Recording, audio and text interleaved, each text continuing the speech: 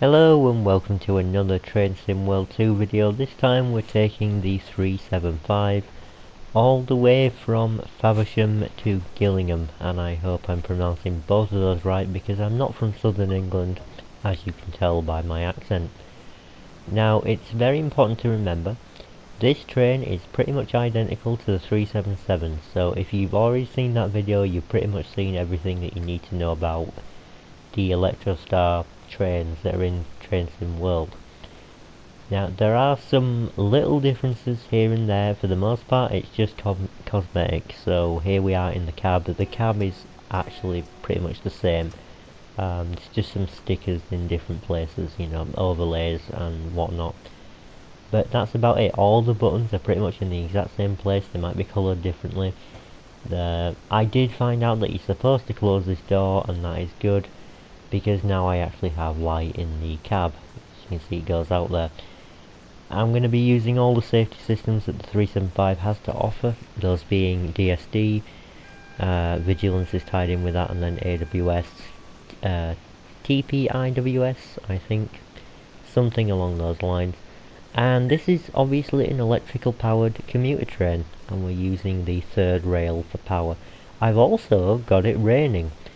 So what I've managed to do is get the rain to actually appear whilst I'm playing scenario planner mode, and that is done through a little bit of a trick. So the game by default, when you're playing scenario planner mode, it will set it to summer clear pretty much, so it's always going to be sort of that kind of weather, just clear weather, sunshine. But what you can do is go into the timetable mode and then change the weather settings around in there. Now I haven't got it to snow. I can get snow to appear briefly, but then it will just disappear. So rain is pretty much the only option that I've managed to sort out. You can make it rain more or less, you can make it drizzle or really lash it down, kind of like I have it now. But yeah, that's how you do that. You have to really trick the game into doing that, and things do change a little bit, but not very much. So for right now, until Dovetail include some kind of weather changing effect for the scenario planning mode, we're pretty much stuck with this trick, which I'm told doesn't always work. It worked this time around, but yeah, this isn't working as intended. This is a trick. I've had to trick it to get to this point. Either way, it should be interesting. We're in the rain, and of course the train does respond to us being in the rain, because we are going to get some slippage on the track sometimes if we apply too much power. But yeah, that's pretty neat. And I'm going to close these doors so I can get light into the cab. There we go. So as I've said, this train is pretty much identical to the 377. If you've already seen that video, you know what to expect. And I do enjoy driving this train, as I do with the 377, and just to make sure that we don't get confused, treat them as exactly the same train, just in a different colour scheme. So this is in the southeastern livery, and the 377 is in the southern livery. That was included in East Coast Way. This one comes included with Southeastern High Speed, that specific DLC. So yeah, those are pretty much the differences, and that's it. So I would like to say, because this video is going to be a bit samey, I've decided that I'm going to be talking about other things that I wouldn't normally talk about, particularly the roadmap. Now the roadmap is basically, if you don't understand what that is, it is a way of video game developers communicating what sort of things they have planned coming up, and a couple of different games that are out right now probably have roadmaps. I know Hitman 2 had a roadmap to show what kind of content will be coming up, and Train Sim World 2 is no different. You do get a roadmap to read. They do have articles on Dovetail Live and of course on the main website, so you can read those over. They do also do special streams for the roadmaps for Train Sim World 2, and those are hosted by Sam and I think it's Adam, right? Sam and Adam. maybe? I hope so. Hope I'm getting the names right. I know one is definitely called Sam. And both really nice guys, and they do walk through the roadmap and talk about things that are going to be on it. In the video, basically what they have planned coming up, they'll only be kind of talking about things that they have in the roadmap though, so if you want to go to one of those streams and talk about other things, the likelihood is that they either won't have an answer for you or ask you to go elsewhere and ask the question there. But in general, you sort of get a brief idea of what's coming up. And what is coming up? Well, that's the thing. You see, the 495, which is included with Southeastern High Speed, technically it's a DLC locomotive, it's a separate purchase you're going to have to make. And I'm guessing that the price for that is going to be around £11 on the PlayStation Store, because previous locomotives have kind of gone for at most £11. It's Great British pounds. So yeah, that's sort of what to expect. It may end up being cheaper than that, but they didn't say the price. They just say, oh, what a DLC loco usually costs. And being me, I like to plan for the kind of worst case scenario in quotations. So the worst case scenario is it's going to cost about £11. So I set some money aside to make sure that I can get it. I don't get a lot of money, to be honest, but I want to be able to get the 465 and use it in various services, and in certain videos as well.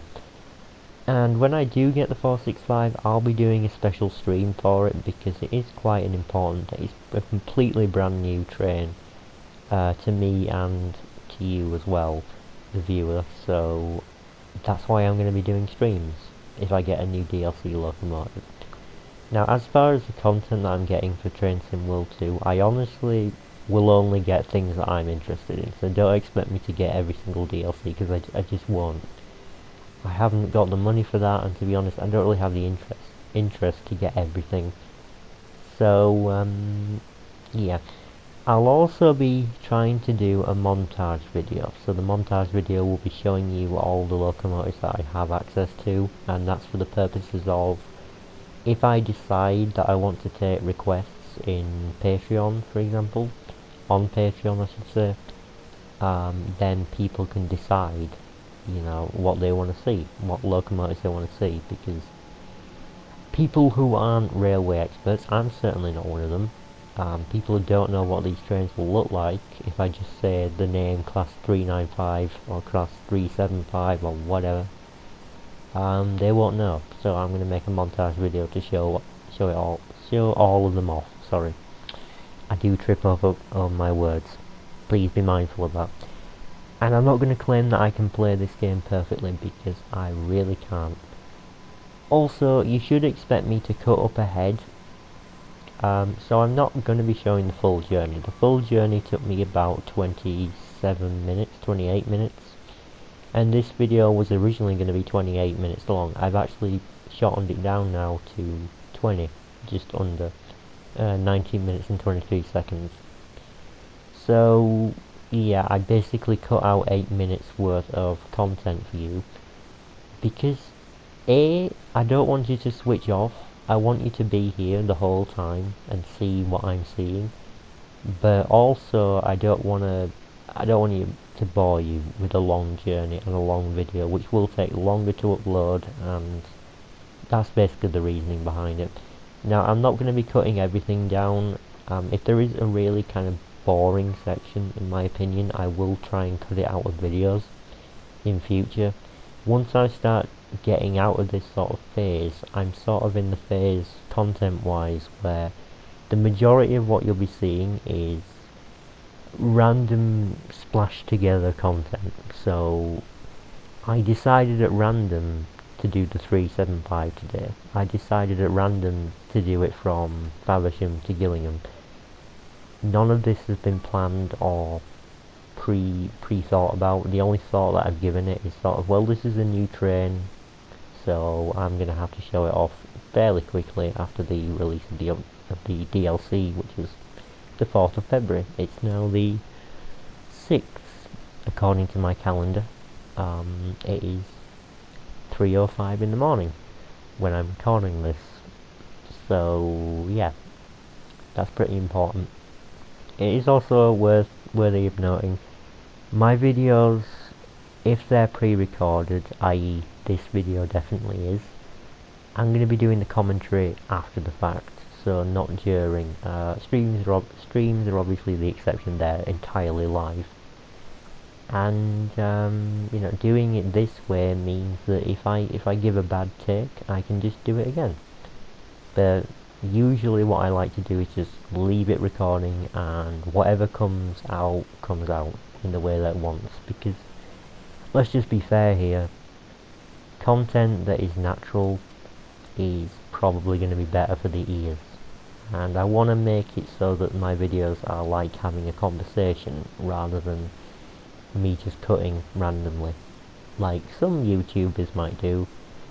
Not going to name names, but there are a number of YouTubers that literally record a sentence and then do another take, and then do another take, and then do another take, and just do sentence after sentence strung together, because they want every single sentence to be perfect. And I don't like that. That actually annoys me. When I see a YouTuber that's recorded them moving, it's very obvious. The tone of their voice changes, and it's very obvious to see that they move positions. The transition from one cut to another is not smooth. It actually kind of annoys me how they think that that's acceptable. That's not how...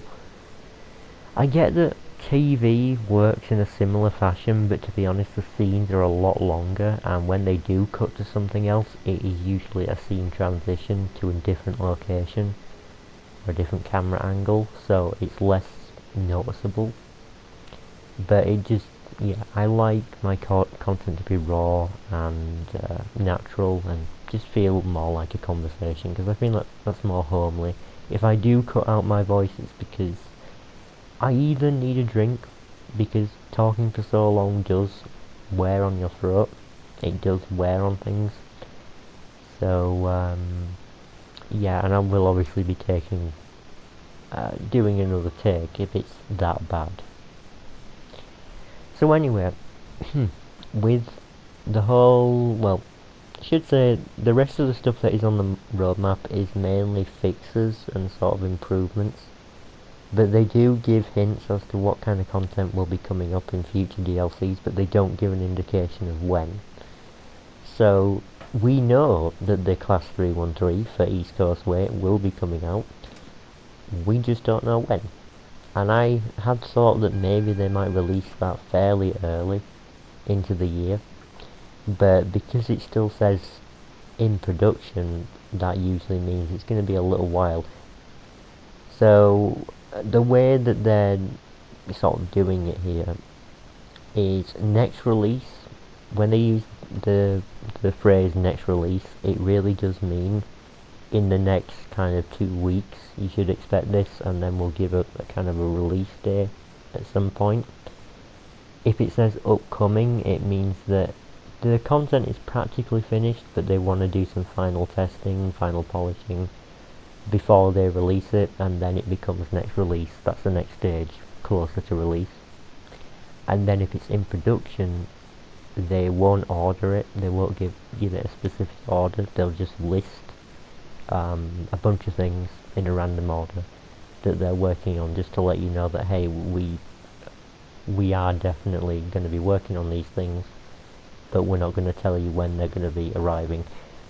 Now that may not be the best system to some people. It makes sense to me, having had it explained to me, and at least I know what's coming up, so I'm less likely to be wrong here. So the 313, I'm excited for that coming out, excited for the 465. As far as other routes that are coming out, they have the Arosa line, which I believe is in Switzerland, I think, and probably another German route and also another American route. Is it Clinchfield Creek? Something like that. Something along those lines. But I'm not really too interested in those yet. I'll give them a look over.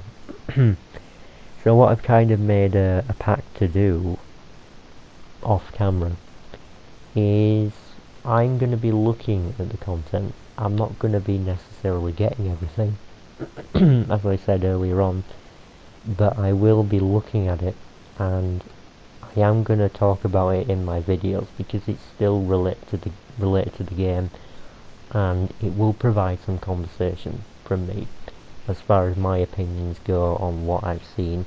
It won't be too much in detail. It won't be from the eyes of an expert.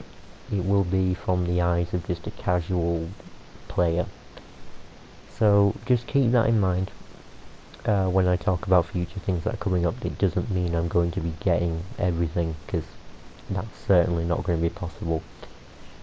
Firstly because limited money, and also I may not be interested in it full stop. But if I see something I'm interested in, yeah, I'll definitely try and get my hands on it. So, as far as content goes, from my channel at least, what you'll be seeing in the future is as follows. You'll be seeing that montage, and then you'll be seeing a bunch of videos where I drive trains. I know it sounds very similar to what I've already been doing, but here's the thing. So streams at this point have kind of been where I've been putting all my longer journeys, and also showing off brand new content that should be brand new for you and also pretty new to me. And I've also been doing pre-recorded stuff with, obviously this video is an example of that, where I've been driving and demonstrating things. By the way, we're skipping ahead to Gillingham. So basically in the future you will still be seeing streams, and you will be seeing pre-recorded videos, but those pre-recorded videos will be likely much longer in length, because there will be full-on driving videos where I pick a train, I pick a route, and I drive along it. And yeah, I'm going to try and make it as varied as possible, so you see every corner of every route, you see every train in action, and basically what we're there to do is have fun, relax, enjoy watching trains go round and round. And I'll also be trying to make sure that we see trains coming the other way as well, and we'll do some kind of amateur train spotting from the cab of our train. You know, naming the trains that come past and all that, just to make it more engaging. And also I might ask people on Patreon that are supporting me to suggest things that they might like to see, with the name of the locomotive and obviously the route as well. They can decide all that. And then content is really then custom made really for the audience that wants to see it, and then that will give me more ideas, and it will be quite special for the people who have decided that. Don't have very many patrons at the moment, but I'm thankful for every single one of them. And yeah, I do also have other projects to do with my Patreon, but I don't really enjoy talking about those in videos and such. I might do in the future, but at the moment not really. Don't think my videos are popular at all to promote stuff like that. So yeah, that's the way I'm going to be playing things for my content as in the foreseeable future. Either way, we have pretty much come to the end of this video. I do hope you enjoyed watching. Do hope you enjoyed looking at the 375. Got confused then. And obviously the 395 video was last time, if you missed that one. Hope you enjoyed hearing about the content that's upcoming. And yeah, I'll see you in the next video, where hopefully we won't be driving a complete carbon copy of the 377. I'll see you then.